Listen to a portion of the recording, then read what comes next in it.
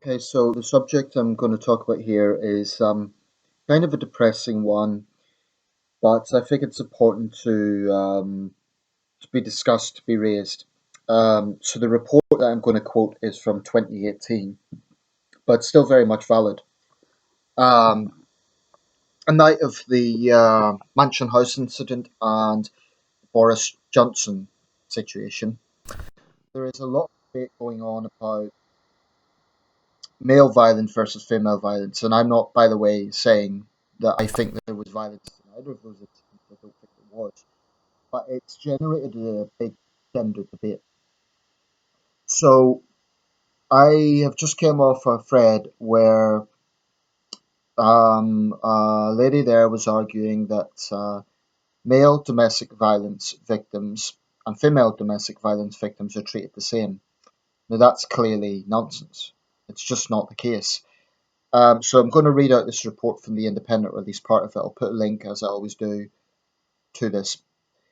Male domestic violence victims lack support despite being the focus of an increased number of attacks, a charity has said. Just make this a bit smaller so I can read it. Bear with me a second. Um, Police in England and Wales, this is according to the Mankind Initiative. Police in England and Wales recorded 149,248 instances of domestic violence involving a male victim in 2017, which was over double the number reported in 2012, according to the BBC. A third of domestic violence victims are male, yet only 0.8% of refuge beds, 0.8%, are reserved for them, according to Mankind Initiative, a charity that works with male victims. The rise in reports has not been met with increased resources. The charity said that although there were over 3,600 beds in safe houses for women, only 20 in the whole of England were set aside for men. There are no refuge beds solely for men in London, not a single one, in a city of 9 million people. Although 1 in 6 men experience domestic abuse, only 1 in 20 report it, the charity said. Some are forced to travel huge distances, sometimes over 150 miles, to get help due to the scarcity of available resources. The Mankind Initiative is now calling for dedicated support for male victims to be established across the UK. Mark Brooks, a spokesman for the charity, said, "A failure to ensure a basic level of support across the country will fail those men and, of course, fail the children that are involved." Um, the sad thing about this, there are people out there who not only downplay this, there are people out there, both men and women, who actually refute that domestic abuse or violence against women even happens, despite harrowing cases like that involving Berlinah Wallace, who threw acid over her boyfriend, or Jordan Worth, who physically abused her boyfriend to the point where he was suicidal. Now, in both those cases, they did receive custodial sentences, which is the right outcome, but that is far, far more the exception rather than the rule. The vast majority of violent women, frankly, get off the hook. Now, one could argue that the vast majority or the majority of abusers get off the hook. And I'm not going to say that the situation is perfect for female victims either. There is an issue. It's not the Stockholm syndrome. It's there's another name to it, but where the victim blames himself and where they think that it's kind of coercive control. The abuser convinces them that, oh, well, they've burnt the dinner or they've done something to upset the abuser. In the case of male abusers, often, oh, well, their football team has lost or they've had a stressful day. In the case of women abusers, it's a jealousy, a sort of controlling thing, although you could find that on both sides. If you look at the Jordan Worth case, she wasn't some butch, woman with tattoos who looked menacing. She looked like quite a petite female. And yet, what she put her victim through was horrendous if you read up on the case. And it actually was the quick thinking of a police officer that helped the victim survivor in that case. There's actually a link to it in this report. But there are some important reasons, I think, why there is a difference here between how male victims are treated and how female victims are treated. Society still has double standards with violent women. It's slowly changing, but there is still a passiveness about violent women that you do not see with violent men. You see some really terrible cases where the perpetrators are women. I'm not just talking about domestic abuse, but other situations where they get away from a custodial sentence, like that case in Nottingham, the violent girl gang. Now, if that had been a male gang, i.e., a gang comprising males, and they'd beaten a young woman to the point where she died, which is what happened, they would be facing jail, and rightly so. I would say lock them up and throw away the key. Now, gender wasn't mentioned in the case, but this happens a lot where women commit heinous crimes and they escape a custodial sentence. You can be damn sure that the Women's Equality Party will never, ever speak out forcefully against violent women.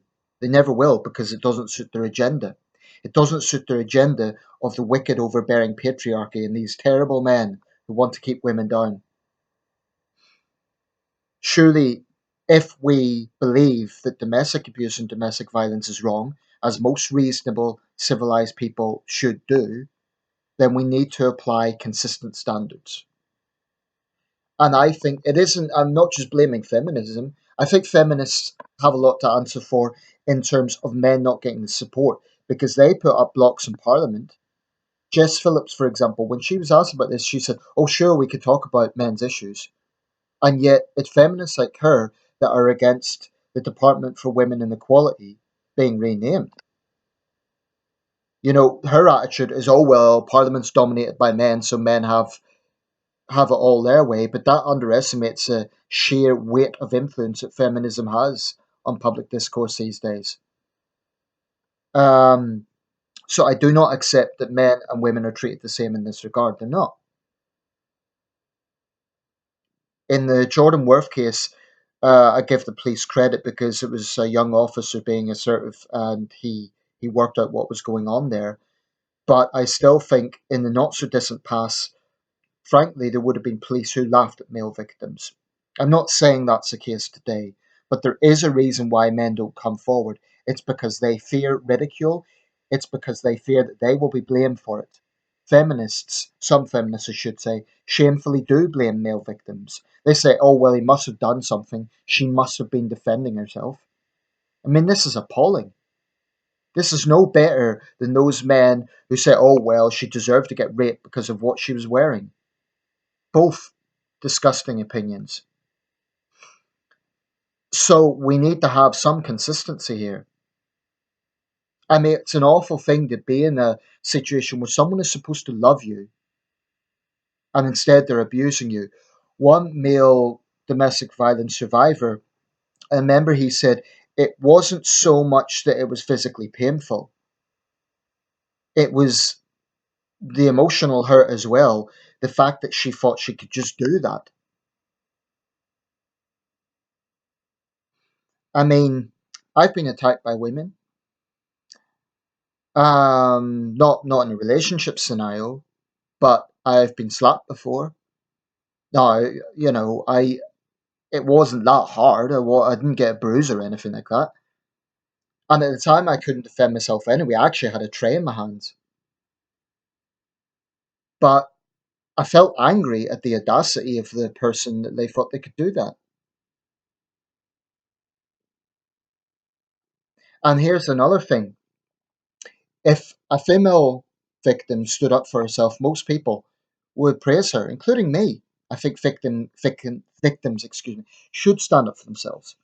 If a male victim struck back, you know how the narrative would read. Oh, well, he must be a brute.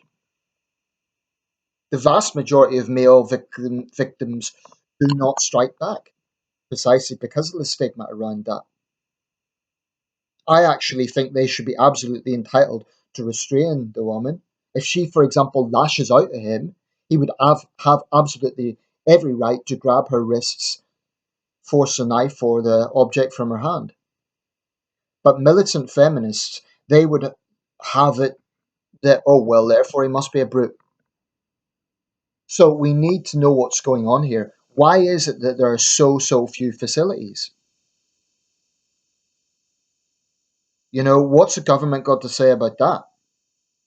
There is now more attention on issues like male suicide and issues that impact men, and that's good. I think that has somewhat improved with a lot of campaigning. But when it comes to this issue, the double standards of male and female violence, I think we've a long way to go. I mean, some of the most loud, obnoxious, aggressive people I've seen have been women. And there's just this lazy assumption that because they're generally physically weaker, then they can't do damage. Any drunk yob is intimidating to those who have to put up with them. So, intimidating in the sense you don't know what they're going to do. I've been on a train where a woman got on. I don't know if she was drunk or high on something, but she was being very loud, very aggressive, and I was a little bit wary. Now, I knew I was physically stronger than her, so I could probably have restrained her if she'd tried anything. But it's just the discomfort that she was causing me and the other passengers. Few of us, told her to pipe down. And but the point is, these insufferable double standards, all they do is cause division in society. I mentioned it isn't just feminists. There's also some men, and not just male feminists. There's some alpha males, so-called alpha males, who laugh at their fellow men. They make life hard. These Jack LaLad types who, think it's all a big laugh. Oh, you've been pushed around by a lass. They are just as much to blame when they degrade their fellow men in that way. Shame on them. Let me know your thoughts.